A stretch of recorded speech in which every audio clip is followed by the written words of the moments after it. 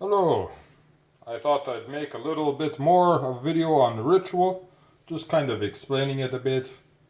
Ritual is like a tool that we use to clean out our lower self. That's where your dwarves are. Your lower self is your dwarves that manifest things for you into the web of weird, into our reality. So, whenever you're doing ritual, it is like imagine a mirror that is dirty. And then you do ritual, and then it cleans. It's like you're wiping off the mirror, cleaning it. And then the mirror is able to project the images that are sent to it. And where does the lower self get told what to do? From your higher self, where the elves are. So the way the communication works is your elves already have the blueprint of your life. They already have your higher self, your elves already have all the different possibilities of pathways that you mapped out for yourself while you were in Helheim. They have that. So the higher self just sits back and watches you and lets you figure it out and learn like you wanted to learn in this life. It just sits back and lets you do what you do. And the only way the higher self will step in is if you go off of one of your pathways. As long as you are on a pathway, the higher self will not interfere. Unless you ask it to, which is why we do ritual. So you can connect with the higher self and make sure. See, when you do ritual, your dwarves will listen to you, because then you're communicating to your dwarves, your lower self, through your higher self. And that is when your lower self will listen to you. The middle self is your conscious brain, like you, me, talking to you right now. That is your middle self. And that, your dwarves do not listen to you that way. They listen to your higher self, your elves.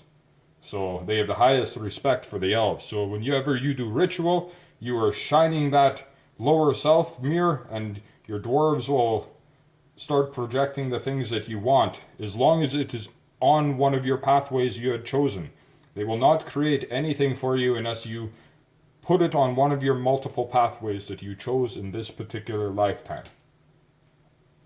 So that is kind of how that all works with ritual and everything, and dwarves and elves. What else can I say?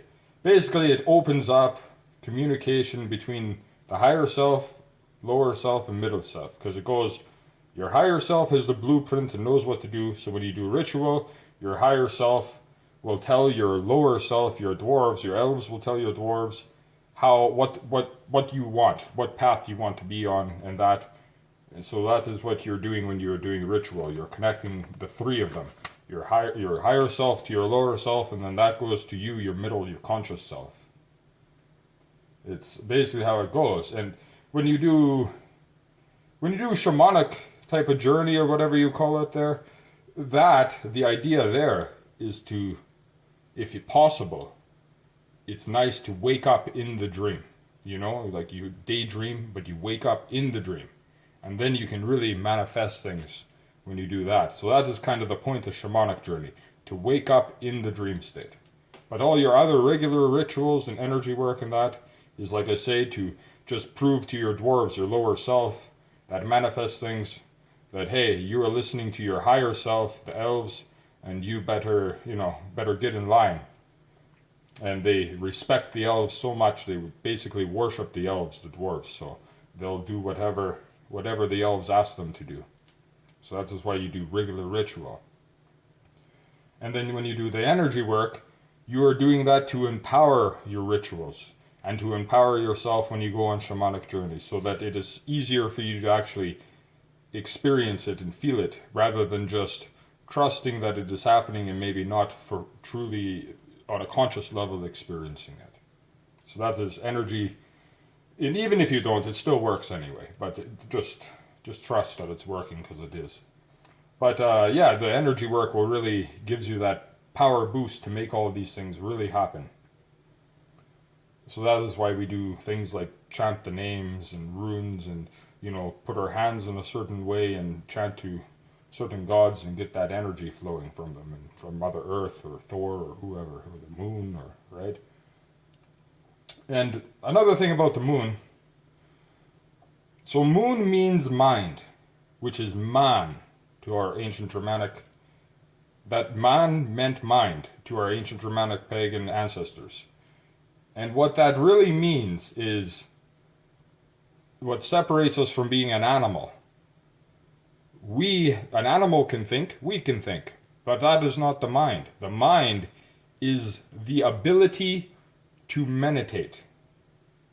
Humans have the ability to meditate. A dog and a cat, they do not do that. Animals, they do not meditate. That is what makes us man. That is what gives us the mind, the ability to meditate.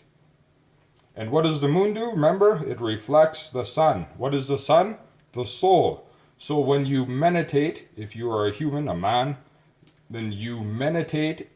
When you're meditating, that is your mind, right? And that is doing what? Reflecting what the soul wants. So that is why we do ritual, and that is a little bit about explaining the moon and the mind and man and how they're all the same and how that works. So yeah, that's a little bit about rituals and energy work and all that kind of thing. I just thought I would explain it a bit for people because it can be very confusing. And if you don't understand all this, that's fine. Just do it anyway and trust that it's working. This is just me trying to put into words how this all works. Tschüss.